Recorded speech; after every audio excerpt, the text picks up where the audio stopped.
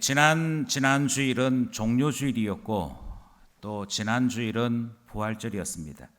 그래서 야고보서 말씀을 계속 듣다가 2주 정도 절기 설교를 함께 나누게 된 것이고요.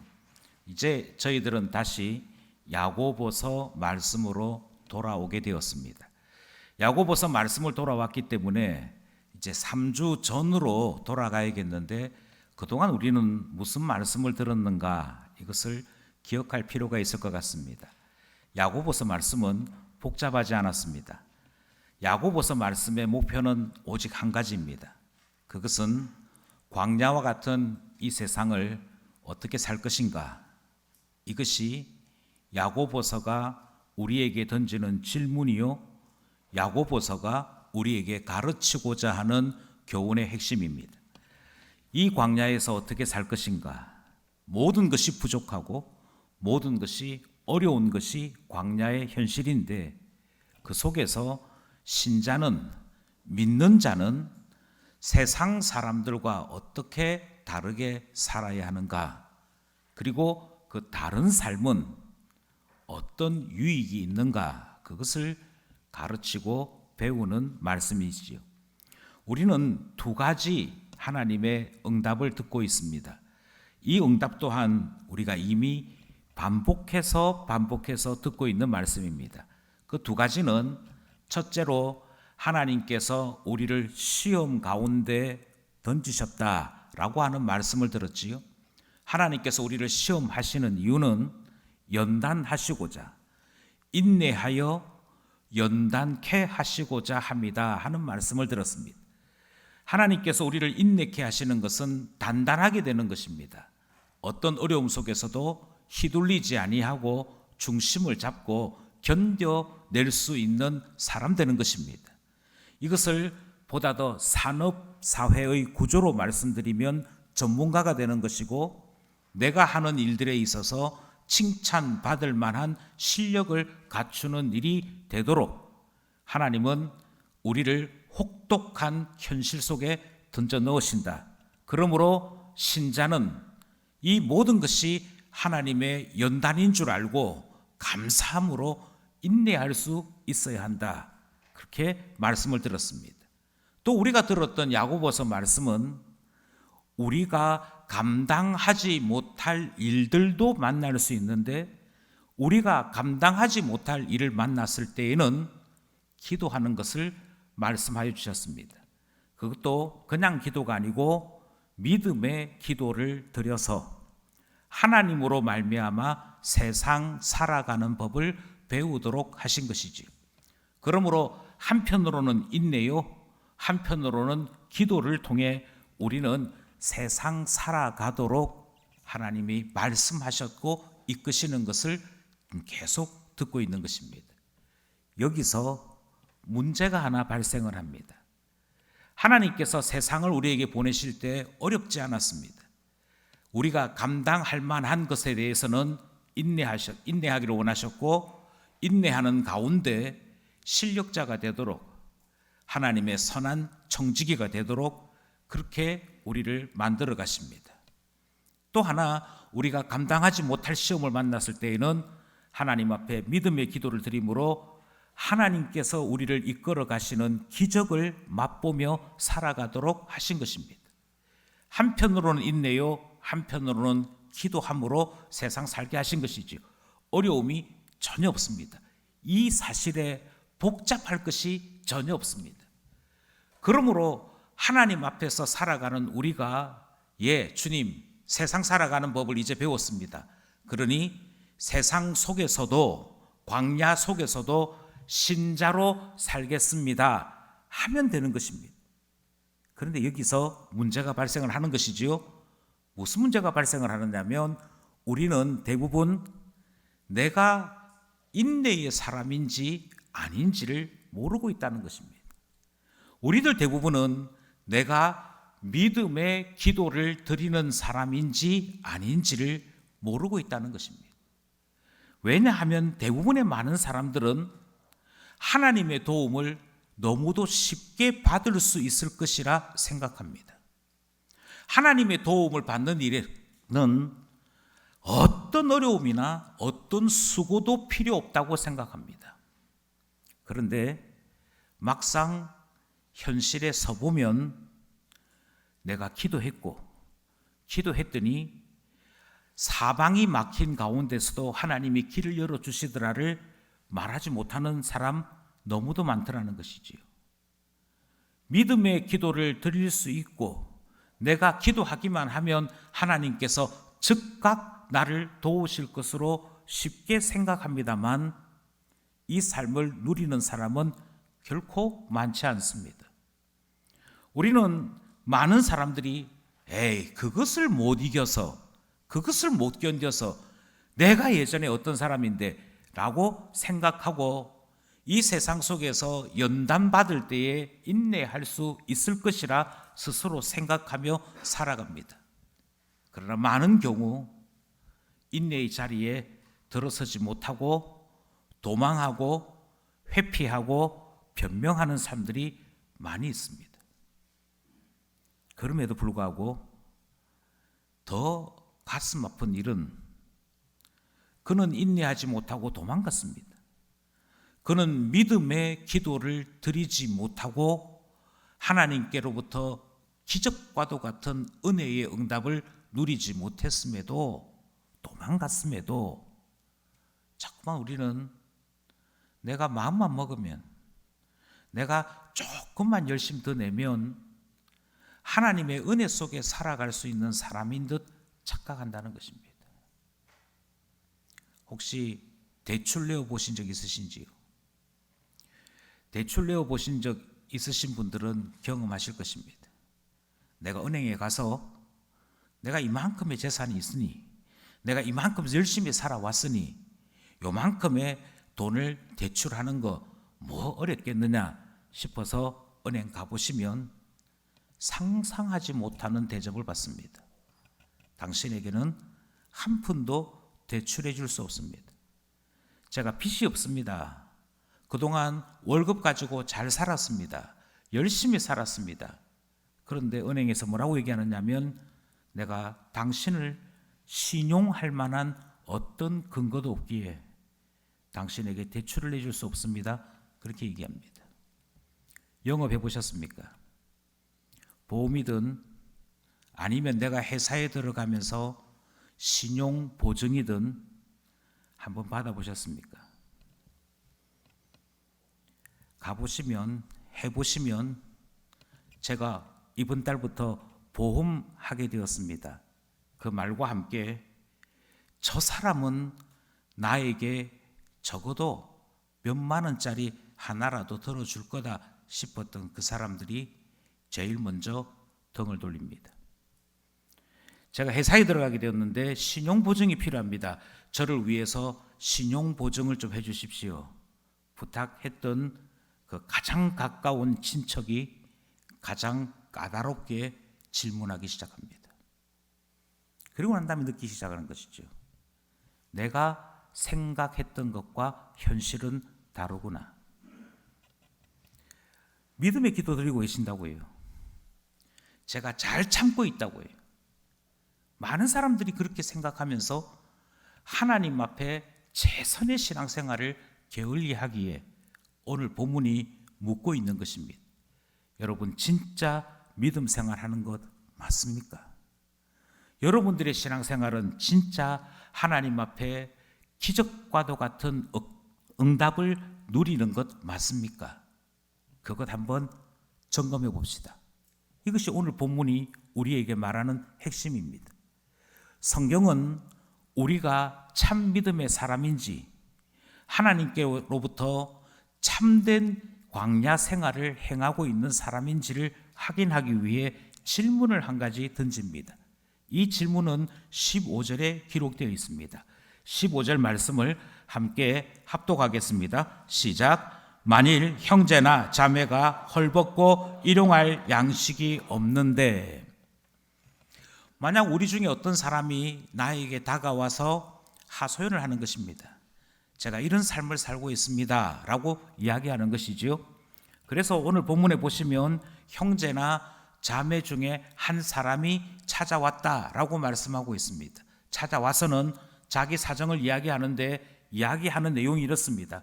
제가 헐벗고 살고 있습니다. 이 말은 너무도 가난해서 추위를 막을 만한 어떤 대비책도 없다는 자기 현실을 이야기한 것입니다. 그냥 헐벗은 정도가 아니고 생명을 유지할 수 있는 음식조차도 먹어본 지 오래되었다고 얘기합니다. 찢어지게 가난한 사람을 만나게 된 것이지요. 그 사람이 나를 찾아왔습니다. 그리고 성경이 묻습니다. 이런 일은 세상 살다 보면 흔하게 만날 수 있는 일입니다. 제가 아무리 생각해봐도 잘못 산 것 같습니다. 제가 실패한 것 같습니다. 제가 실수한 것 같습니다. 그래서 그 대가를 혹독하게 치르고 있습니다. 이런 사람을 만났다는 것입니다. 그리했을 때 성경은 바로 그 순간 참 믿음의 사람과 거짓 믿음의 사람이 구분된다라고 말씀하시는 것이지요. 만약 우리가 이렇게 대답을 해줬다면, 그 사람에게 우리의 대답이 이와 같은 내용이었다고 한다면 성경은 이렇게 말합니다. 아무리 자기 자신이 신자라고 주장하고 싶어도 거짓 믿음의 사람이다. 너의 믿음은 죽었다. 그렇게 말씀하시는 것입니다. 그 어떤 대답을 했기에 성경이 죽은 믿음이라 그렇게 말씀하시는지 16절 말씀을 함께 살펴보려고 합니다. 16절입니다. 시작. 너희 중에 누구든지 그에게 이르되 평안히 가라, 덥게 하라, 배부르게 하라 하며 그 몸에 쓸 것을 주지 아니하면 무슨 유익이 있으리요? 아멘. 이 말을 조금 현대 용어로 바꾸자면 어떻게 합니까? 직장을 좀 구해서 월급이 좀 생겼으면 좋겠는데 참 불쌍해라. 어떻게 합니까? 옷이라도 좀 어디 구해 볼 수 있으면 구해서 몸을 어떻게 하든 따뜻하게 해야 될 텐데 어찌합니까? 그리고는 끝이었다는 것입니다. 아마 여기에 기독교 교인으로서 덕담 한마디 더 붙이자면 제가 기도하겠습니다. 옷이 생기도록 기도하겠습니다. 먹을 음식이 생기도록 기도하겠습니다. 직장이 생기도록 기도하겠습니다. 그랬다는 것이지요. 문제는 그가 이렇게 말만 하고 그 몸에 쓸 것은 주지 않았다라고 성경이 말씀하고 있습니다. 그가 실제적으로 도움을 받을 수 있는 어떤 유익도 받지 못했다라고 이야기하고 있습니다. 그랬을 때 성경이 그와 같은 사람들의 믿음은 진짜가 아니다. 그들 스스로는 나는 믿는 자다 말하겠지만 단언컨대 그 사람의 믿음은 죽은 것이다. 그렇게 말씀하신다는 거예요. 여기서 우리 자신들이 우리 자신을 볼 수 있어야 합니다. 성경이 거울로서 우리 자신을 비출 때 그 거울에 비춰진 내 모습을 보고 잊어버리지 아니하고 그 모습 앞에서 정직할 수 있을 때 그 사람이 진짜 신자이기 때문입니다. 만약 나도 이와 같이 살았다면, 나도 만약 이렇게만 했다면 우리는 우리 스스로에 대해서 이렇게 따끔하게 혼내야 합니다. 내가 진짜 믿는 자 맞나? 라고 하는 생각을, 반성을 해야 한다는 것입니다. 이것이 없으면 많은 이들이 실상은 주님 앞에 조금도 인정받을 수 없는 믿음 생활을 하고 있으면서 나는 천국 가, 나는 믿는 자야, 주님이 나를 만나는 그날에 내 눈물을 닦아주실 것이야, 이 생각만 하고 산다는 것입니다. 여기에 고민이 생긴다라는 것이지. 문제는 많은 사람들이 자기 자신의 현실, 자기 자신이 가지고 있는 이 내면의 모습을 인정하지 않는다는 데 있습니다. 17절 말씀입니다. 17절 말씀 함께 합독합니다. 이와 같이 행함이 없는 믿음은 그 자체가 죽은 것이라. 예, 행함이 없는 믿음은 그 자체가 이미 죽었다라고 야고보서는 가르치고 있습니다. 행함이 없는 믿음은 그 자체가 죽은 것이라 라고 이렇게 이야기함에도 우리는 여전히 우리가 가지고 있는 생각에 자꾸 높은 점수를 줍니다. 목사님, 그게 아니고요, 사실은 기도하려고 했어요. 예, 목사님, 사실은요, 제가 견뎌보려고 했어요. 그리고 다시 우리를 위로합니다. 아니요, 저는 인내의 사람 맞고요, 저는 믿음의 기도를 드리는 사람 맞다니까요, 하려고 했었다니까요, 생각에 가득함이 있었다니까요. 그리고는 여전히 인정하지 않는 것이지. 사도 야고보는 우리 자신들의 현실, 우리의 실제적인 모습이 참으로 믿음 안에 있는지 혹독하게 점검하기를 원합니다. 그래서 18절 말씀이 이어집니다. 18절 말씀 함께 합독하겠습니다. 시작. 어떤 사람은 말하기를 너는 믿음이 있고 나는 행함이 있으니 행함이 없는 내 믿음을 내게 보이라. 나는 행함으로 내 믿음을 내게 보이리라 하리라. 어떤 사람들이 자꾸 하는 얘기가 나 믿음 있다니까 이렇게 얘기합니다. 그런데 사도 야고보는 이렇게 얘기합니다. 나는 차라리 행함이 있다 이렇게 말하겠다. 한 사람은 내가 생각하는 것이 믿음입니다. 내가 꿈꾸는 것이 믿음입니다. 내가 소원하는 것이 믿음입니다. 제 마음속에는 주님밖에 없습니다. 그 이야기를 할 때 야고보는 차라리 주님 말씀을 따라 내가 이렇게 살았고 이렇게 행하였고 이렇게 행하기를 원한다라고 말하겠다 그렇게 얘기합니다. 그리고 이렇게 얘기하죠. 누가 진짜 믿음입니까?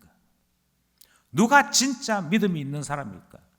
나는 내가 행한 것을 통해 행동한 것을 통해 내 속에 믿음이 있음을 나타내겠다. 그런데 너는 너의 마음속에 있는 그 믿음, 너의 생각 속에 있는 그 믿음을 내게 어떻게 보이겠느냐 그렇게 묻는 내용이 등장하는 것이지요.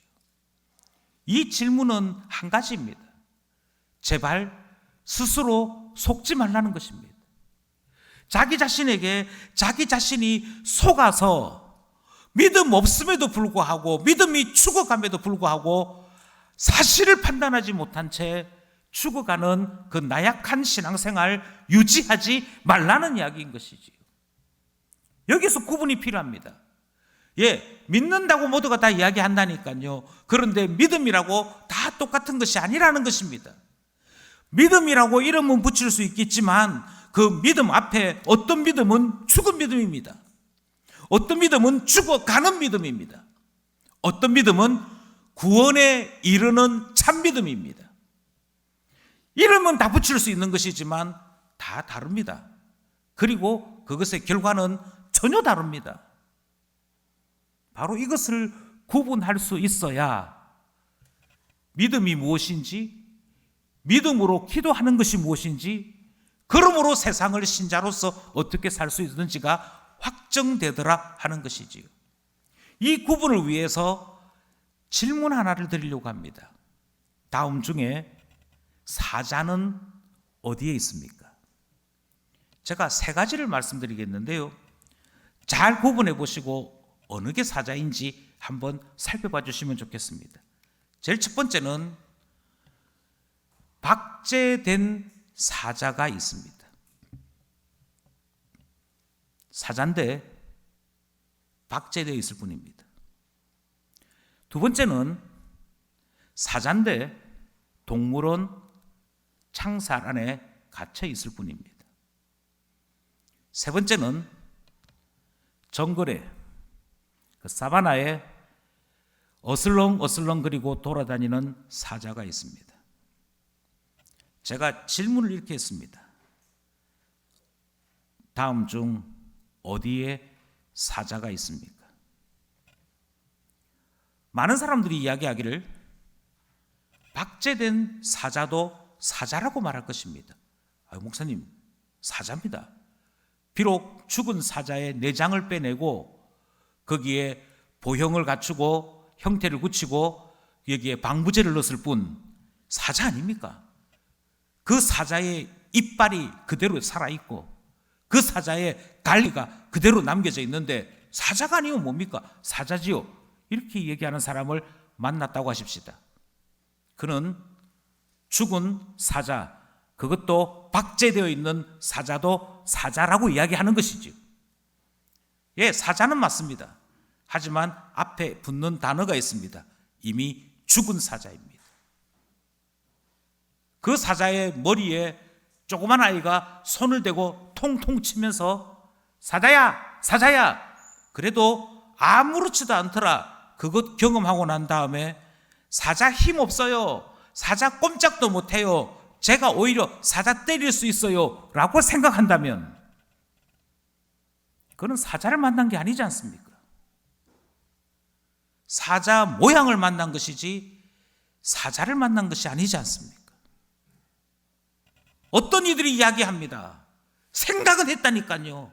비록 나의 손과 발은 박제되어 있는 사자 모양 꼼짝하지 못했지만, 살아 움직이는 것은 하나도 나타내지 못했지만 적어도 그 안에 사자의 이빨이 있었고 사자의 갈기가 있었고 사자의 덩치가 있었습니다. 그러니 사자지요 라고 이야기한다면 사도 야고보는 이렇게 얘기합니다. 굳이 사자라고 이름은 붙일 수 있겠으나 그 앞에 하나 더 붙여야 됩니다. 죽은 사자.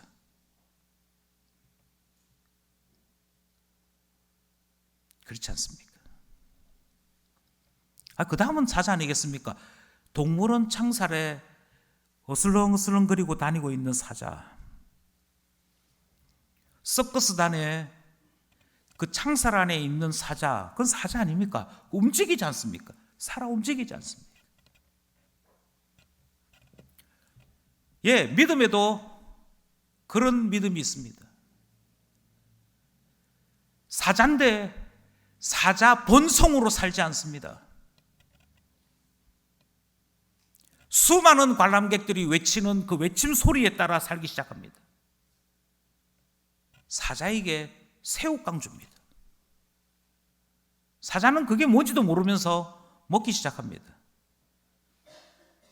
그리고 자꾸만 요구합니다. 움직여봐, 뛰어봐, 소리 한번 질러봐. 그래서 동물원에 있는 사육사는 적어도 한 가지 정도는 하게끔 만들기 시작합니다. 조금 있으면 봄이 되고 봄이 되면 수많은 관람객들이 올 텐데 이 사자를 어떻게 내어 보여야 우리 동물원으로 많은 사람들이 올 수 있을까? 그래서 호수로 사자 목욕을 시킵니다.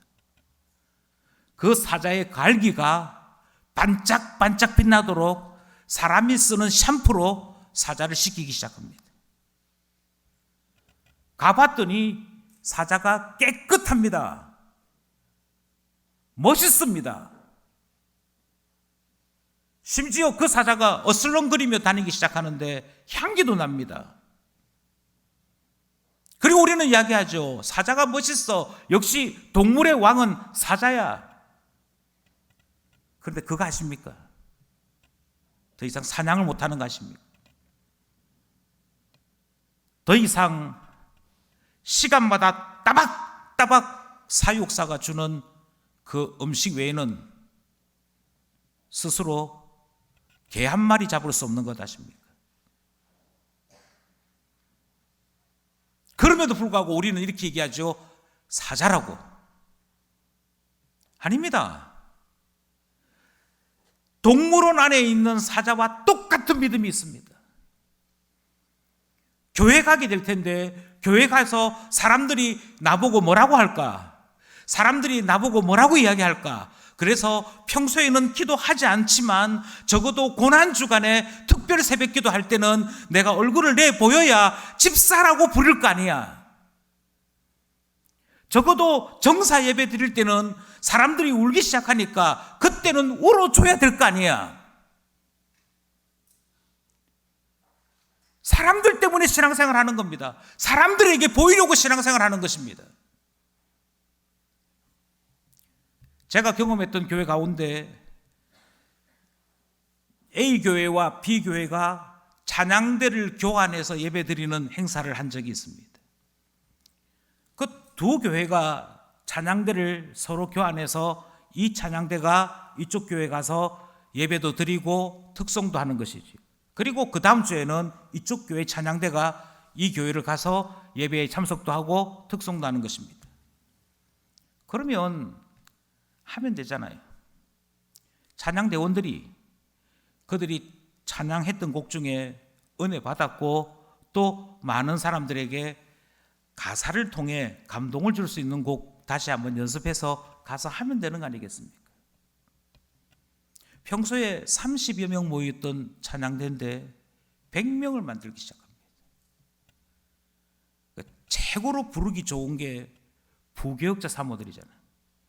사모님들 다 집합, 무조건 집합. 자, 구역장들 다 집합, 권찰들 다 집합. 100명을 만듭니다. 100명이 가서 찬양을 합니다. 이 속에 무엇이 포함되어 있는지 혹시 발견되십니까? 찬양이 너무 좋아서 찬양 대원을 합니다가 아닙니다. 내가 실력이 없는데 우리 찬양 대원이 아니지만 너도 와 그래서 100명을 만들어 놓고는 우리 찬양대가 이만큼 대단해요. 그거를 누구에게 보이겠다는 것입니까? 하나님께요. 하나님은 이미 알고 계신데요. 70명은 가짜라는 것을. 누구에게 보이겠다는 것입니까? 사람에게요. 사람에게 보이려고 신앙생활하는 것. 사람에게 어떤 말이든지 듣지 않으려고 그것 때문에 신앙생활하는 것은 동물원에 있는 사자와 똑같은 처지입니다. 어떤 사자의 야성도 보이지 않습니다. 사람들 보기에 좋게 꾸몄을 뿐입니다. 그 동물원 안에 있는 사자든 돌고래든 이미 사자가 아닙니다. 돌고래가 아닙니다. 그냥 애완견 비슷하게 생긴 사자일 뿐입니다. 하나님 몰라요. 하나님은 모르고 오직 사람만 합니다. 사람들이 뭐라고 말하든가, 사람들이 나를 어떻게 볼 건가, 사람들이 내게 대하여 뭐라고 수군거릴 것인가, 그러면 믿는 자 아니라니까요. 진짜 사자는 어디에 있습니까? 정글에 있습니다. 배가 부르면 내 눈앞에서 사슴이 뛰어놀아도 가만히 있습니다. 배가 고프면 그 누구보다도 전력을 다해 뛰어달려 목을 물고 먹이를 구합니다. 사자가 포효하면 그 울음소리에 정글 안에 있는 모든 짐승들이 숨을 죽입니다. 그것이 사자입니다. 그게 진짜죠. 박제가 되었던 창살 안에 있던 정글 속에 있던 다 사자라고 말할 수 있겠으나 두 개는 죽었고 두 개는 사자가 아닌 것이고 오직 하나만이 사자인 것이죠. 지금 야고보서는 그 사람 믿는다니까요. 눈물 흘린 적이 있어요. 기도한 적이 있어요. 예배에 참석하려고 아침부터 서두르고 얼마나 준비를 많이 했는데요. 그 사람에게도 믿음이 있다니까요. 그런 식의 이야기를 하는 것이 아닙니다. 지금 그것 구분하고자 하는 것이 아니라니까요.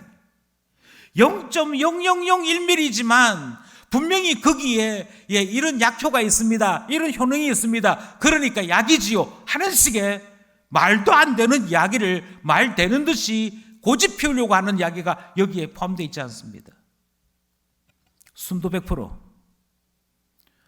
하나님께서 우리를 보시고 너 믿는 자 맞구나 하시는, 하나님께서 인정하시는 믿음, 구원에 이르는 믿음이 있느냐에 대한 것입니다. 그러므로 박제되어 있는 믿음과 같은 그런 믿음을 우리는 믿음이라 말하지 않습니다.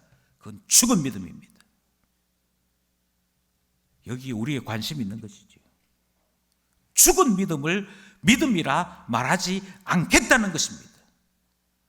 목사님, 그래도 그 사람이 초신자입니다. 여러분 그거 아세요? 초신자들 100명을 앉혀놓고 설교하면 오히려 더 설교가 편한 거 아십니까? 초신자들 100명은 도대체 믿는 게 뭔데 궁금해라도 합니다. 초신자들 100명은 내가 교회 가야 될 이유가 뭐냐니까 궁금해라도 합니다. 그런데 이미 사람들에게 보이는 신앙생활을 수십 년 하신 분들은 예배 시간에 설교 시간 왜 이렇게 기노? 오늘따라 말이 왜 이렇게 빠르노? 이게 먼저 눈에 보입니다.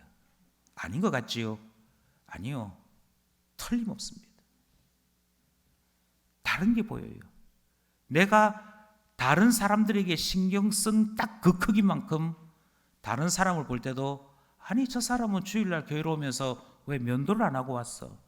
저 사람은 교회로 오면서 왜 옷을 저렇게 볼품없는 옷을 입고 왔어? 그것만 눈에 보입니다. 죽은 거라니까요.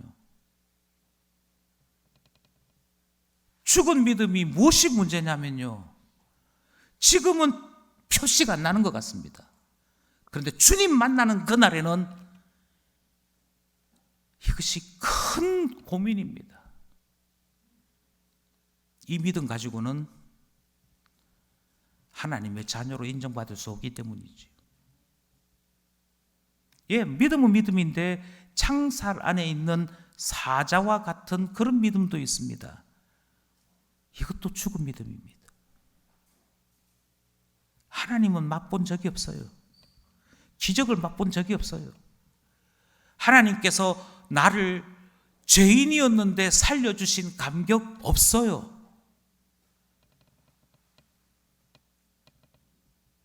없다니까요. 지금 성경은 계속해서 하나만을 우리에게 말씀하고 있습니다. 정글에 있는 사자만이 참된 사자라고 부를 수 있는 것처럼 주님은 지금 야고보서 말씀을 통해 참 믿음에 대해 계속 말씀하고 있는 것이지요. 그럼 누군가 이야기할 것입니다. 아니 목사님, 그런 사람이 또 어디에 있습니까? 성경이 이렇게 얘기합니다. 있다니까. 죽은 믿음과 있고 참 믿음이 있다니까. 구체적인 예를 보여줄게 라고 먼저 말씀하시는 것이지요. 그리고는 귀신부터 예를 듭니다. 너가 가지고 있는 믿음이 귀신하고 다를 것 같지? 아니, 똑같아 라고 얘기하는 것이죠. 19절 말씀입니다. 19절 말씀 함께 합독하겠습니다. 시작. 내가 하나님은 한 분이신 줄을 믿느냐? 잘 아는도다. 귀신들도 믿고 떠느니라. 귀신이 가지고 있는 믿음을 좀 다시 한번 보십시오. 귀신이 가지고 있는 믿음 가운데 하나님에 대한 지식이 부족합니까? 아닙니다. 귀신은 지금 하나님에 대하여 정확한 지식을 이야기합니다. 신론이라고 하는 분야 가운데 하나님은 한 분 하나님이시다. 여기서 한 분이라고 하는 것은 그의 존엄함, 그의 유일함, 그만이 가지고 있는 지존함에 대한 고백을 한 분이라고 표현합니다. 그런데 그걸 누가 아느냐? 귀신도 안다라고 얘기합니다. 하나님은 한 분이시다. 그것에 대해서 귀신이 알고 있습니다. 그러므로 지식에 부족함이 없습니다. 성경에 대해 누구보다도 박식할 수 있는 것이 사탄이고 귀신입니다. 그뿐만입니까? 하나님을 만났을 때 하나님에 대하여 나의 감정이 움직이더라. 내 마음이 반응을 하더라. 사탄이 뭐라고 얘기하느냐면 귀신도 떤다라고 얘기합니다. 하나님 앞에 섰을 때 귀신도 두려워한다라고 얘기합니다. 귀신에게도 지금 무엇이 부족하단 말입니까? 지식만 있는 것이 아니지요. 귀신에게도 감정이 있습니다. 귀신들에게도 하나님 앞에 설 때마다 그에게 나타나고 있는 심정의 변화가 있다라고 이야기합니다. 그것뿐만일까요? 아니요. 귀신에게도 의지가 있습니다. 귀신에게도 겸손이 있습니다. 주여 나를 떠나소서 벌써 우리를 멸하러 오셨나이까? 예, 그와 같은 분명한 고백도 있습니다. 그런데 무엇이 없습니까? 귀신에게 없는 것이 딱 하나 있습니다. 귀신에게 없는 것 그리고 귀신에게 있는 것 그 사이에 거짓 믿음과 참 믿음이 구분됩니다. 제가 신학을 알아요. 제가요 이와 같은 마음이 있어요. 제가 이와 같은 생각이 있어요. 그것하고 귀신하고 도대체 뭐가 다르다는 얘기입니까? 그래서 이렇게 얘기합니다. 죽은 신앙, 아무짝에 쓸모없는 신앙, 그건 귀신의 신앙인데 귀신이 가지고 있는 지식, 귀신이 가지고 있는 감정, 귀신이 가지고 있는 의지 한번 살펴봐봐. 뭐가 부족한 게 있는지. 귀신도 하는 거를 나도 하고 있다고 살아있다 그렇게 말하지 마라고 성경이 얘기하는 것이죠. 그럼 뭐가 없답니까? 귀신이 다 있는데 참 믿음을 이야기할 때 무엇이 없다는 얘기입니까? 예, 이미 말씀드린 대로 지식도 있고 동감하는 것도 있고 확신도 있습니다만 한 분 하나님인 줄 확신하는 것까지 다 있습니다만 귀신이 절대 하지 않는 것이 있습니다. 그것은 자기 자신을 부인하는 일을 하지 못합니다. 죄인입니다. 저는 아무것도 할 수 없습니다. 제가 아무리 용쓰고 힘을 쓴다 할지라도 하나님 없이는 아무 가치가 없는 존재입니다. 이 말을 귀신은 하지 못합니다. 회개하지 못하는 것이죠. 내가 죄인 중에 괴수라고 하는 고백을 하지 못하는 것이죠. 가슴을 치고 가슴을 치면서 주님 없이는 아무것도 아닙니다. 그 말을 하지 못하는 것이죠. 이 말을 다르게 이야기하면 내게 있는 모든 고통, 내게 있는 모든 아픔, 내게 있는 모든 부끄러움을 주님 앞에 내려놓는 것, 주님께 맡기는 것, 그것 하지 못합니다. 주님께서 오실 때 우리를 멸하기 위해 오신다라고 하는 것까지는 알고 있으면서도 그러므로 주님 살려주십시오. 이 말은 절대 못하는 것. 그게 사탄이라니까. 그러면서 성경이 묻습니다. 적어도 귀신 같은 정도의 수준을 가지고 나도 믿음 있네 이 말 해서는 안 되지 않겠습니까? 이야기가 등장하는 것이죠. 또 다시 예가 등장합니다. 그 다음으로 예를 드는 것은 아브라함입니다. 아브라함에 대한 이야기가 21절에 등장합니다. 21절 말씀 함께 합독하겠습니다. 시작. 우리 조상 아브라함이 그 아들 이삭을 제단에 바칠 때에 행함으로 의롭다 하심을 받은 것이 아니냐. 하나님께서 너의 독자 하나밖에 없는 아들 이삭을 바치라 그렇게 말씀하셨습니다. 그것을 성경은 뭐라고 얘기했냐면 시험하실 때 아브라함도 시험을 당하였습니다. 바쳐라 그랬는데 그가 그의 아들을 바침으로 의롭다 함을 인정받습니다. 믿음이 있음을 인정받습니다. 그럼 누군가 묻기를 하나님이 아들 바치라 한다고 아들 바치는 이 아버지가 잘했다는 겁니까? 예, 성경은 아브라함이 믿음의 사람이라고 분명히 얘기합니다. 무엇이 다르냐?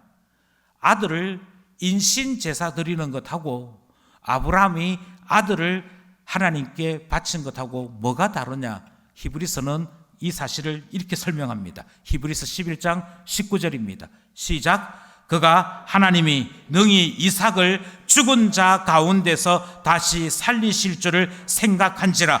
비유컨대 그가 죽은 자 가운데서 도로 받은 것이니라. 아멘. 아브라함은 하나님에 대한 분명한 고백이 있었습니다. 하나님 어떤 분이시냐면 이미 죽은 자와 같은 나를 사용하셔서 아들 주셨다. 그러니 이 아들은 내가 낳은 아들이 아니다. 분명한 고백이 있습니다.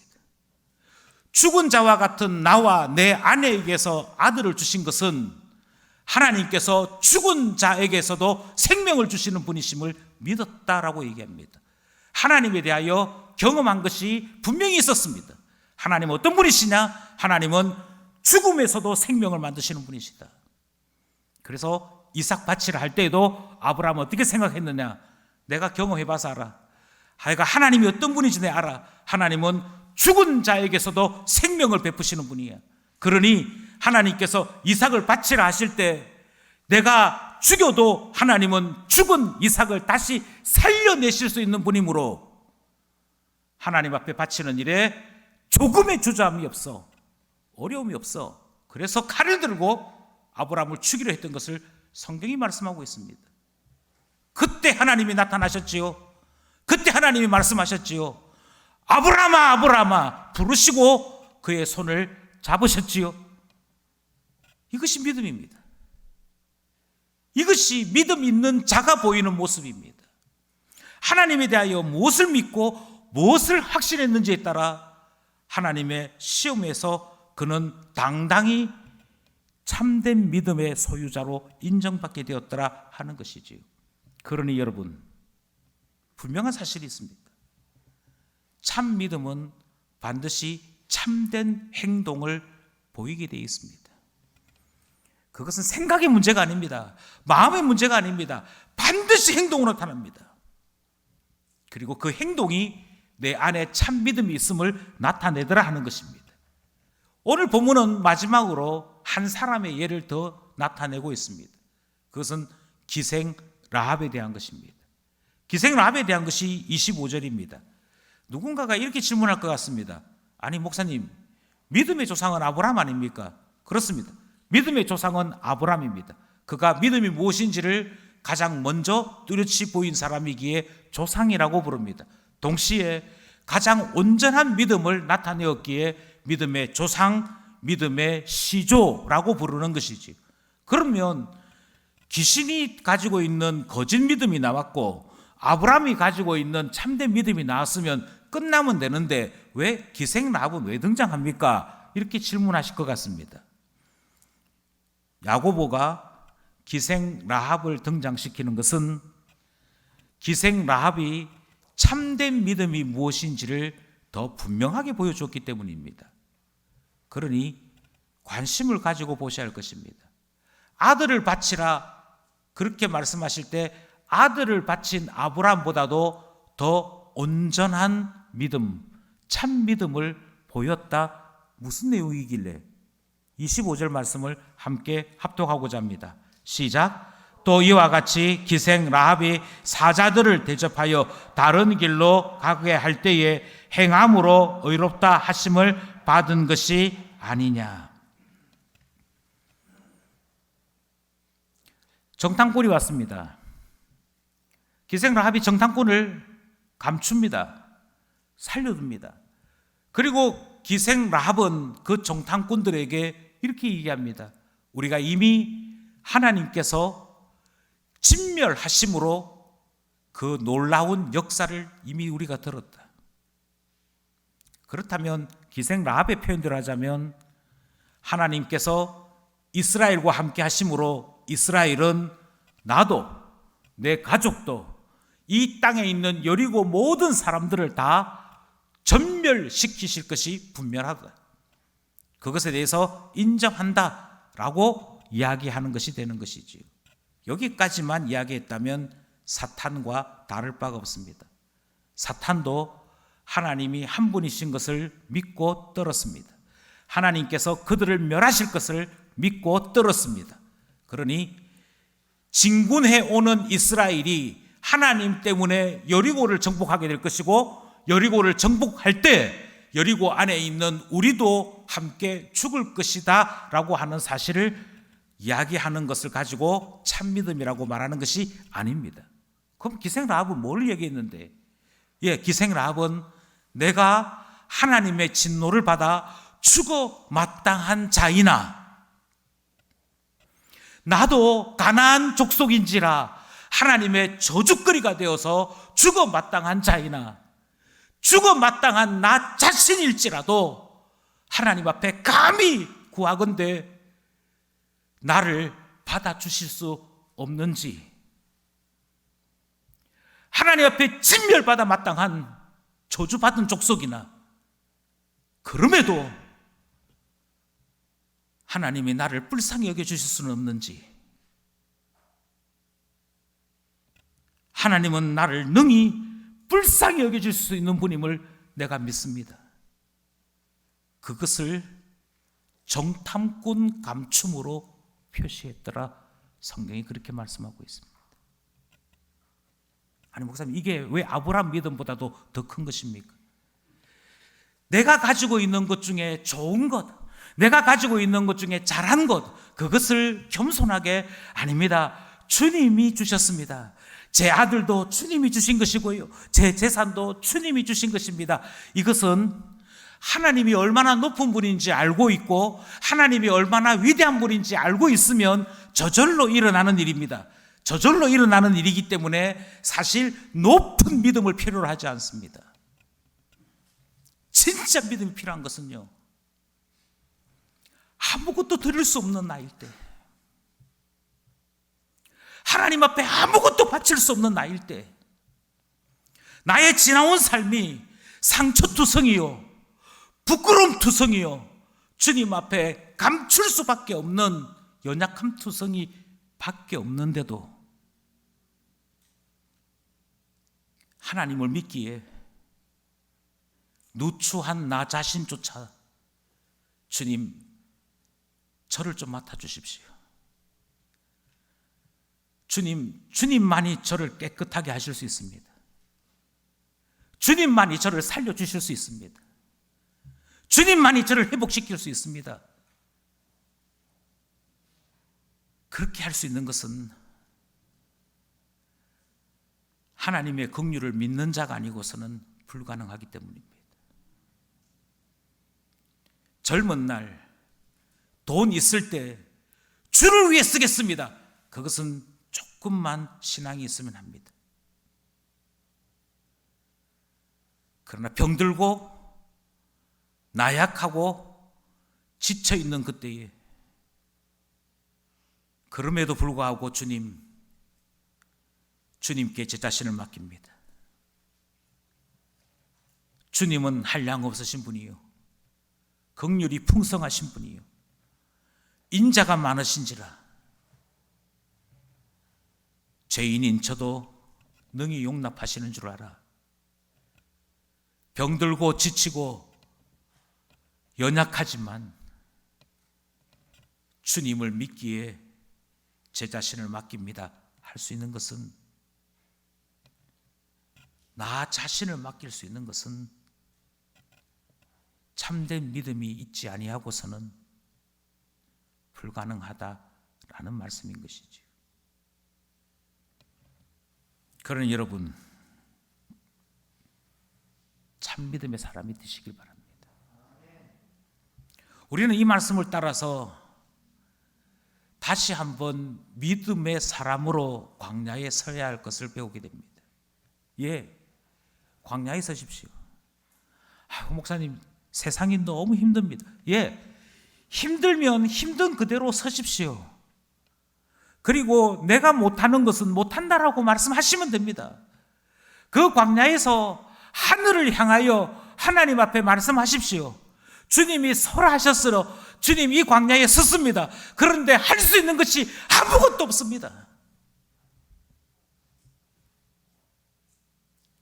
주님만 바라봅니다. 믿음의 기도를 드리십시오. 하늘과 땅 사이에 나를 도와줄 리가 아무도 없으나 죽은 자도 살리시고 없는 것 속에서도 모든 것을 창조하신 하나님만이 나의 도움 되시는 줄 알아. 주님 믿고 광야에 섭니다. 그게 믿음입니다. 도망가지 마십시오. 숨지 마십시오. 회피하지 마십시오. 아니, 광야에서뿐만 아니라 교회당 안에서도 여러분 제발 부탁하건대 믿음 없는 자의 모습을 제발 갖추지 마십시오. 할 수만 있으면 뒷자리에, 할 수만 있으면 기둥 뒤에, 할 수만 있으면 얼굴 안 보이는 곳에 내가 무슨 이 교회에서 뭐 중직자라고, 나는 아무도 인정해주지 않아, 나는 아무도 나를 받아주지 않아, 그래서 자꾸만 뒤로 숨고 숨으면서 예배에 참석했으니 믿는 자이지, 그렇게 하지 마십시오. 사람 보고 신앙생활 하지 마십시오. 광야에 서십시오. 주님 때문에 바람 부는 곳에 서십시오. 그리고 주님께 말씀하십시오. 내가 믿기에 이곳에 있습니다. 내가 하나님을 믿기에 하나님이 도와주심을 확신하여 지금 이곳에 있습니다. 나와 함께 해주십시오. 기도해 보십시오. 살아계시고 역사하시는 하나님을 만나시게 될 것입니다. 또 하나 말씀드리겠습니다. 믿음을 따라 행진하십시오. 내게 주신 소명, 그것을 되겠나 생각하지 마시고, 하나님이 내게 주셨으면 하나님이 이루시는 줄 알아 그 소명을 따라 사십시오. 그러면 나는 할 수 없는 그것을 온전히 이루시는 하나님을 체험하게 될 것입니다. 그러니 생각으로 신앙인이다 하지 마시고 서서 행진함으로 내 속에 믿음이 있음을 나타내는 우리 되어야 할 것입니다. 성경은 참 믿음에 대한 이야기를 하고 있습니다. 죽은 믿음, 가짜 믿음, 아무런 기적도 일으키지 못하는 엉터리를 말하는 것이 아니고, 하나님의 사람이어서 하나님의 능력을 나타내는 진짜 믿는 자, 믿음의 야성을 드러내는 그런 사람 되도록 행하라 말씀하시는 것을 들은 것입니다. 이 말씀을 따라 행함이 있는 우리 모두 되기를 소원합니다. 기도드리겠습니다.